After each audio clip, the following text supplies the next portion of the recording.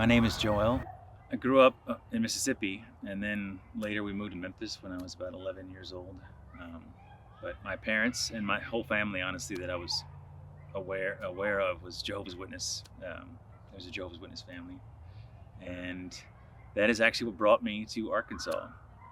Was I was really into that, I was deep into that religion, and they needed help in certain areas. They asked me to move out to Little Rock to be part of a congregation here. And so that's how I got to Arkansas. And about 10 years ago, I got out of that situation and have been living a very much more free life, I'd say.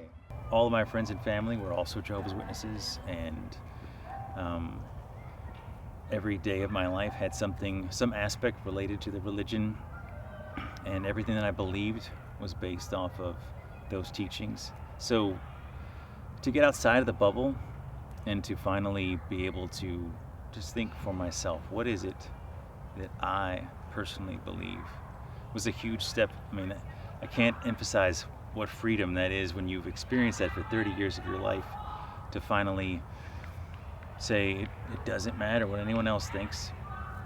What matters is, what is it in my heart that I want to do? And so it's been a long process of like undoing a lot of the things that I grew up believing firmly, and to just start questioning everything. Like, there's nothing sacred when it comes. I can just ask anything, and not hurting anyone to ask any questions. And part of that, there's a lot of like strong conservative social constraints that exist in groups like that. So just for instance, deciding that what's a good example? Just for instance, like whether I do believe in God, and if I do, what kind of God would that be? And that's a huge freedom. Instead of someone telling you it's in this book, this is exactly how it's supposed to be, to say, I don't think so. I would rather believe in a God of love and live my life as closely as possible to just being kind to others and respecting what they believe, whatever it is, even if it's the total opposite of what I believe. It's like nothing is obvious. You grow up with so much certainty, to let go of certainty and go, it's okay to live without certainty. What matters is living a life that's true to myself. And so for me, that was the greatest freedom of all. There's one thing that I could say that I would hope would impact them.